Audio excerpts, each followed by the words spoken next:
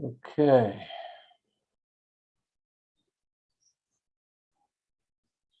Can you see the text? Yes, yes. All right, I said 1:30, so we'll give it 1 minute. I'll be right back.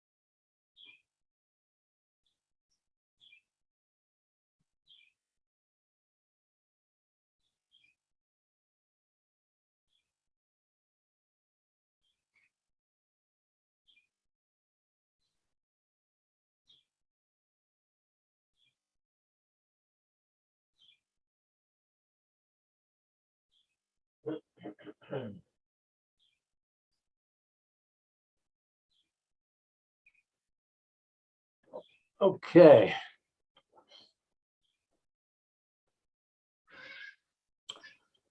Ready, guys? Yes, go ahead. Yes. Okay, Malva Veloiva, which is borrowers and lenders. And this is about interest, which has different terms in the Torah. Neshech is one, and Marbis. Neshech literally means a bite, because when you pay interest on a loan, it takes a bite out of you, a big chunk. Excuse me. And Marbis is the same root as ribis, which is the Hebrew word for interest. From the word marbe, that you are adding to the actual amount. So the terms of neshech and marbet are one and the same. As the verse says, do not give him your money with neshech, do not put forth your food at marbis. So we use this for money, the one term, for food, the other term, but they're both pretty much interchangeable. Why is it called neshech? Because it bites. It causes pain to one's colleague and consumes his flesh. Anybody who's had to do with loan sharks will tell you the story. And it just keeps compounding until you are in their hands. Why does the Torah need two terms for the same thing? So that one would commit a twofold transgression when violating this prohibition, because we are quite strict on this, and we're very concerned that Jews should not be lending money on interest. We'll talk more in detail as we go along. Just as it is forbidden to give him a loan at interest, so too it is forbidden to borrow at interest. So it's not only the lender who is in violation, the borrower is also in violation. And we'll soon learn that not only the lender and the buyer are in violation, but anybody who has anything to do with this transaction, witnesses or brokers or representatives who aid and abet the payment of interest in any way, are also guilty. So it's forbidden to lend, it's forbidden to borrow. The verse states, not offering your brother, a warning to the borrower as well as the lender.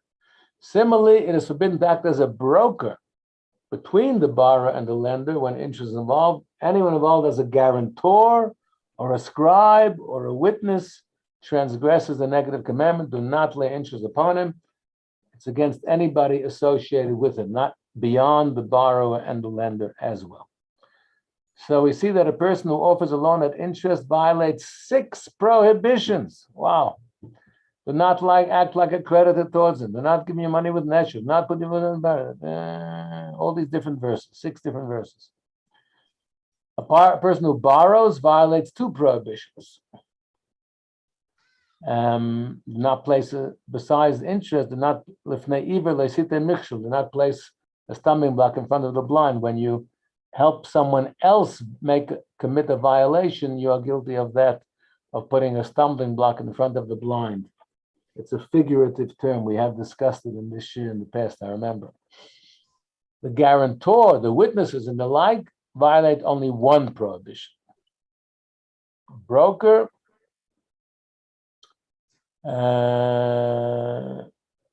transgressions lifnei even, not to place a stumbling block before the blind. 3. Although the lender borrower violate all, they are not punished with lashes. Now, normally, if you violate a negative prohibition of the Torah, you get lashes. Here you don't. Why? Because it must be returned, and it still can be returned. Meaning, you can undo the violation, pay back the money. So therefore, you don't get lashes. Whenever a person gives a loan at interest, if it's fixed and agreed upon at the beginning, clearly stipulated at the beginning of a loan, that is a biblical prohibition, and it may be expropriated through legal process. You can take the guy to the Beth Din and demand that he pay you back the interest money. However, if the lender dies, it's not expropriated by the Beth Din from his children's possessions. It's the father's mitzvah, not their mitzvah. 4. When the father leaves his son's money obtained by taking interest, they are not obligated to it, even though they know that it was obtained through interest. If, however, he leaves them a cow, a garment, or any other specific article obtained through interest, then they have to return it as an expression of honor for their father. Why? Because money comes and goes, money gets spent, but a cow or another object has the original owner's name on it, meaning not literally, but people know, oh, that's Yankel's cow, you know. So it's an insult to the father that it was used as interest. So if you pay it back, you're honoring your father. When does this apply? When the father repented, when he regretted that he charged interest, but he didn't get around to returning it before he died. However, if he did not repent, then they don't have to be worried about his honor because he was a sinner in that regard, and they don't have to return it. So they're returning it not so much for the borrower as to defend their father's honor. 5. When the robbers and people who lend money at interest regularly seek to return the money they took, we shouldn't receive it from them. Meaning we should not give them the opportunity to exonerate themselves, to make tshuva so easy for them. Whoever accepts payment from is not looked upon favorably by the sages. If, however, the stolen article itself was intact, or a specific article given as interest as opposed to cash, then it may be accepted. So we want to make sure that they're actually doing tshuva properly. 6, when interest, whether fixed or forbidden by rabbinic law, if it's not fixed up front, it's still forbidden, but it's rabbinically prohibited. I'm actually doing this in my Tuesday night Gemara shir. We're learning a chapter in Baba Metzia called Ezehu Neshech. What is neshech? What is interest? And we're going through all these kinds of laws, so that's why I'm actually familiar with this now more, because we're learning it now. And he speaks to that if you stipulate the interest repayment at the time of the loan, that is biblically forbidden.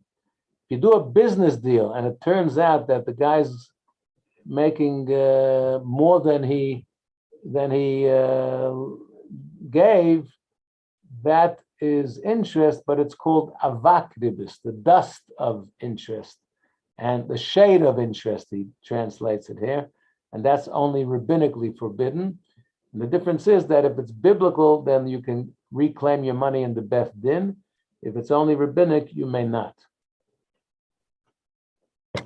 Now, number 6, when interest, whether fixed interest, which is biblically forbidden, or interest forbidden in rabbinic law, is mentioned in a promissory note, the lender may collect the principal but not the interest.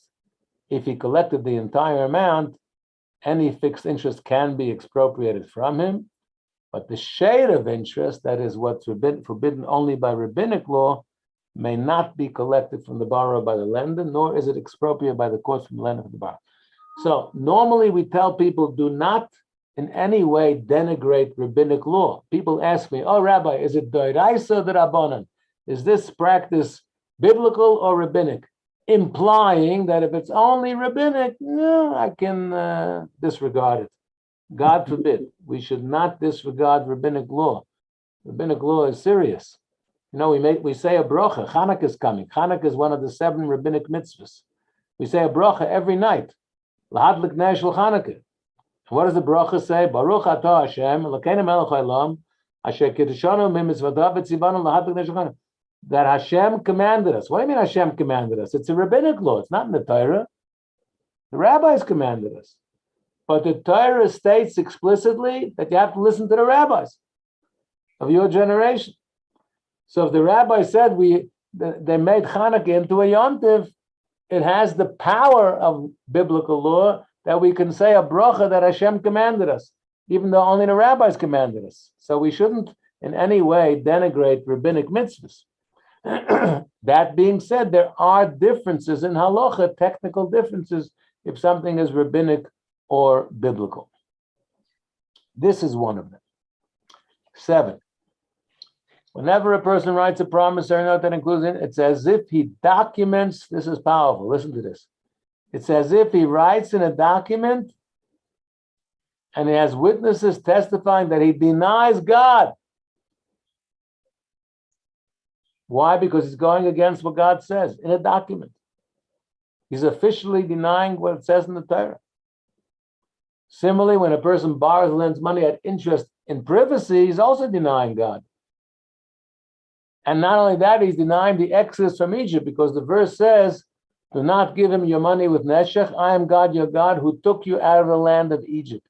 So if you deny that, you're also denying the exodus. I'm sure I saw a drasha somewhere connecting what is the connection of interest and the exodus, but I can't remember it. I'm sorry. 8. It's forbidden for a person to borrow money from his sons or members or his family at interest. You might think in the family is permissible. No, also not. It's forbidden even when he is not tight-fisted and he's merely giving them a present. Here, Dad, can you lend me 1,000 rand? Yeah, here's 1,000 rand. And he pay back, you give him 1,800. The rationale is that in doing so, he might habituate them to this practice. So you shouldn't take extra from them, because you might encourage them to get in the habit of paying interest to other people. However, when Torah scholars lend money to one another and the borrower returns more than the amount loaned, it is permissible. Why? Did Rebbe Meg? No, because it's obvious that the extra amount was only a gift. For the rabbis know, the Torah scholars know the severity of the prohibition against taking interest. Therefore, it must be a gift. And as a gift, you're allowed to take a gift. But many rabbis, by the way, were very careful not to do this. In fact, there are some people, my father and my Zayda of blessed memory, ran from our house back in Brooklyn a Gemilas Chesed fund, an interest-free loan fund, which from their house used to give out over $1 million in interest-free loans to Jews and Jewish organizations in the course of a year. And there were some people, some very frum people who borrowed. And normally you get a loan from somebody, the least you could do is say thank you. You're strapped for cash and you get a loan, interest-free loan. Surely you must say thank you to the guy who's organizing it. There were some people who were so frum, they wouldn't even say thank you. Why? It might be interest. Verbal interest. Personally, I think that was a bit extreme, but I'm just telling you it happened. Following laws apply when a person lends money to a colleague and the borrower discovers more than the sum originally agreed upon. He pays him back cash. He opens the envelope. He sees more than he gave him. So it could be, or the borrower returned the debt and the lender discovered more than the sum that was borrowed. So if the additional amount was a sum about which a person might easily make a mistake, it has to be returned. Let's say he borrowed 1,000 and he counts 1,100. Maybe he miscounted and he gave him 200 rand notes went instead of one, and then he made a mistake. So it's a mistake. So give him back the 100 rand. But if it's 1,800 rand, that's not a mistake in counting. Surely that was deliberate. So if not, if it's 1,800, for example, we can assume that the borrower gave the lender a gift. Or maybe he had stolen property belonging to the lender in his possession, and the way he could get it back to him in a face-saving way was to return it together in the account without the lender being aware. Or maybe someone else asked him to return money that he had that belonged to the lender, and he wanted to pay it back inconspicuously. So he said, here, pay your debt, give him a bit extra. It's from me.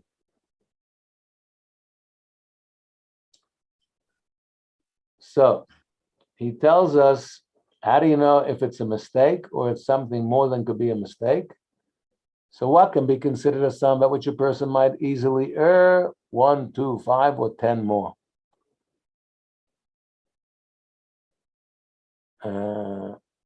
Similarly, if the person found that a group of 5 rand notes type, there's no 5 rand note, $5 bills, or a group of 10 had an additional 1. Instead of 10, he gave him 11 100 rand notes or something. Then he has to return the extra amount, because an additional one might have become mixed up. But if it's a bigger amount, then clearly it was a mistake. Unless the guy's trying to pay back another debt. So if he says so, you offer to pay him back. If he says, no, I owe you extra, I'm paying you back here, thank you very much. 11, the following laws apply when a person lends a colleague according to a particular coinage, or stipulates in his wife's ksuba that a son should pay to her in a particular coinage. There were different kinds of coins. Some coins had the face of the king on the coin. So some were more, shall we say, usable, more international currency than others.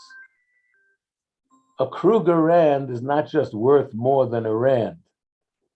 It's a significant coin. It's a respectable coin, right? So the person made the stipulation that they should be repaid with a certain coinage. So when the value of produce was, and then the ruling authorities increased the weight of that coinage. So now, if you're paying in gold or silver coins, it goes by weight. And now they increase the weight of the coin, so it's now worth more. So if I pay you back the same coin I'm paying you back that I lent is now worth more than what I borrowed, because it's a heavier weight of gold or silver. So that might be interest. So when the value of produce was reduced because of the increase, he should deduct the proportion of the increase, even if it was minimal.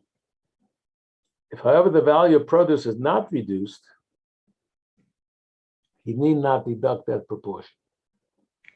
Instead, he should pay him this coin used as currency at that time.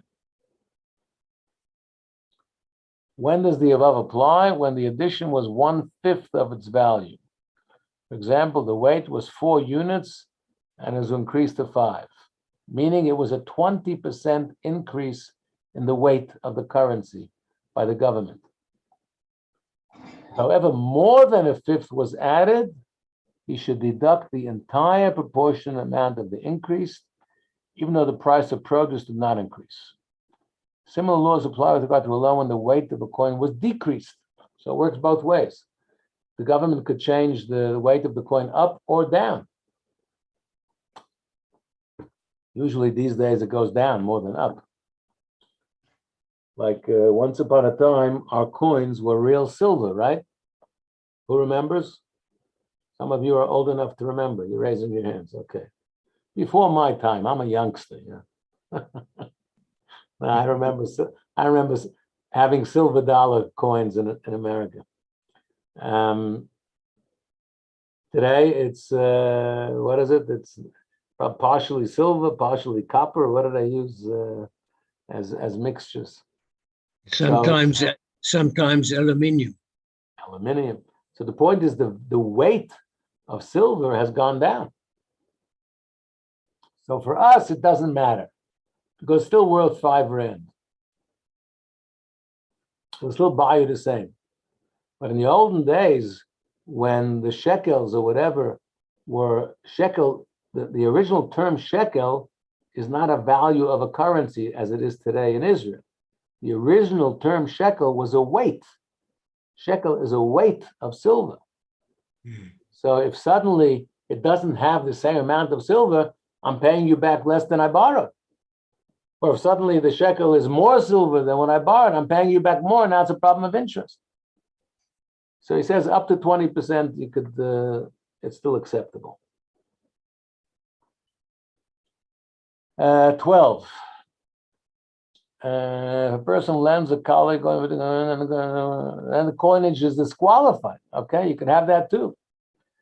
Suddenly, I emptied a pushka charity tin the other day, and there was a coin from Israel, an agura, in an interesting shape that I don't think I've ever seen in my life. It was very old, and I doubt if it's actually in use today. So even though it's not worth very much, like a penny, it may be worth nothing today if that coin has been discontinued by the government. So you lend him a coin, and then that type of coin is now discontinued. And it's no longer worth anything. So if the lender could use a disqualified coin as legal tender in another country, and the lender has a way of getting to that country, then he can pay him with that coin, telling him, go use it over there. In Botswana, you can use it.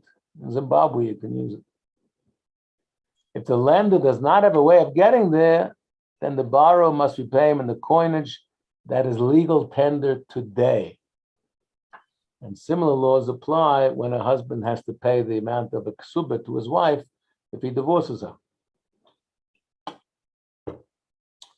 13, some of the Geonim have ruled that when a borrower forgoes the interest a lender charged or will charge on his behalf, his statements are of no consequence, even though he affirms his waiver with a kinyan or gives it as a present. So he paid interest, then he waives the right to have the interest returned to him, which really the guy should repay him the interest. What if the borrower waives the interest? He says, it's okay, I don't mind. He said, you can have it as a gift. So his statements are of no consequence. The rationale is that whenever interest is given, the borrower is waiving his rights, clearly. So waiving it doesn't mean anything. The Torah says you cannot waive. Torah does not accept this waiver and forbids it. Therefore, one may not waive interest, even interest forbidden by rabbinic law, on behalf of the lender.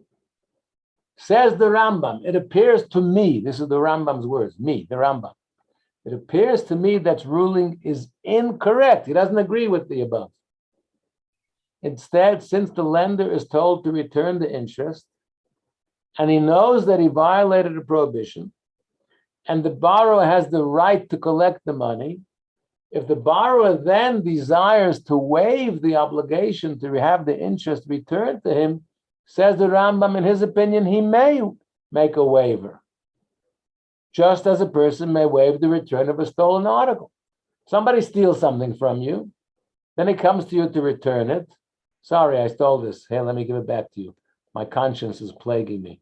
I took the sterling silver spoon from you when I had dinner at your house the other day. I put it in my pocket. And then a week later, he has charote, and he's embarrassed, and he gives him back the spoon. And the guy says, you know what? I got plenty of spoons. You can keep it. He's allowed to. He's allowed to waive the return of the stolen object. Says the Rambam, this is no different. Indeed, our sages explicitly stated when robbers and people who lent money and seek to return the money they took, we should not receive it from them because we don't want to encourage them. We want to show them how serious their sin is. This indicates that the waiver of the obligation to return the interest is effective. So he disagrees with that previous opinion. Finally, 14, it is permitted to give property belonging to orphans to a faithful person who has valuable properties to offer as a security in an arrangement that is likely to lead to profit and unlikely to lead to loss. Meaning, the court, let's say there's people die and they leave orphans, and the orphans are minors. Who looks after these orphans? The Beth Din has the responsibility. The Beth Din in every community had the responsibility legally to be the guardians of orphans, minor orphans. And I think we learned this last week, actually. And whenever we deal with orphans, usually they get the benefit of the doubt because we have Rahmanas on the poor orphans. So it is permitted to give property. What's implied? The court tells the person, last paragraph, do business with their property. Here, okay, you're a real estate. These orphans were left in a state by their deceased parents of this and this property. The Beth Din will say to somebody who's in the property game, here, take this property and do business with it on behalf of these orphans. They don't know how to do property. They're youngsters. You do business for them.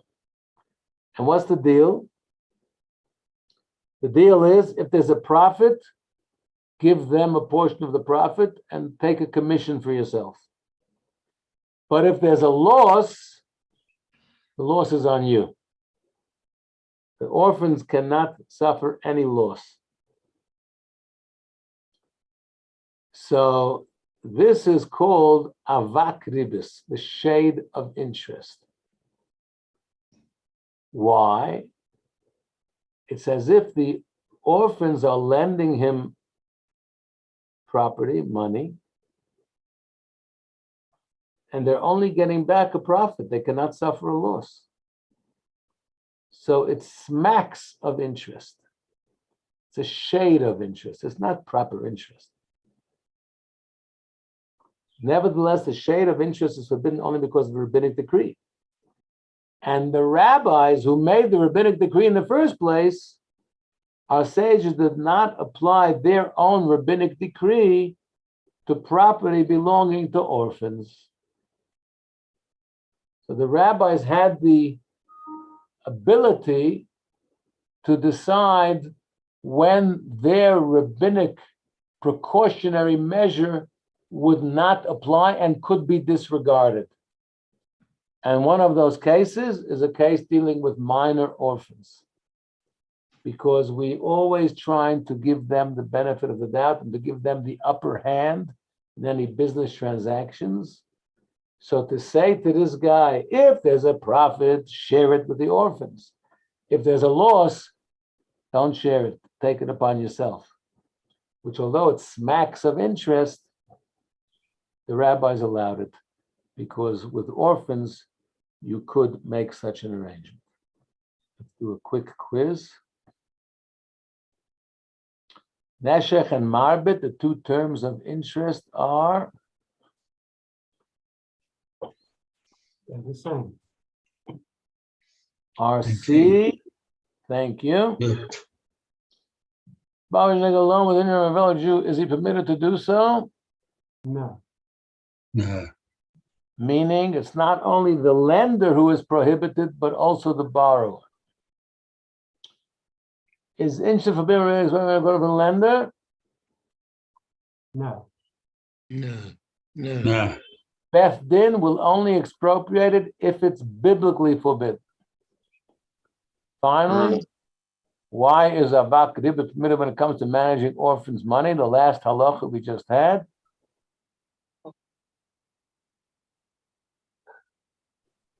Number three Three, is yeah. What a great team. Shkayach, guys. Thank you. Okay, thank you very much. Sorry I was Thank you, Rabbi. I'm going Thank to you, Cape, Rabbi. I'm going to Cape Town tomorrow for a few weeks. I will have to play it week by week to see if I'm available because we are Bobby sitting and I have to help Bobby. So if I can't make it, please forgive me in advance. If I can, I'll do it Enjoy on holiday. But Forgiven. we'll have to take it week by week. Sei gesund. If I don't Thank you. person Thank you, next Rabbi. week, have a happy you. Hanukkah. And You too, thank you for Rabbi. your Hanukkah equipment and good time. You Hanukkah too. starts Sunday night next Amen. week, starts Hanukkah. God bless.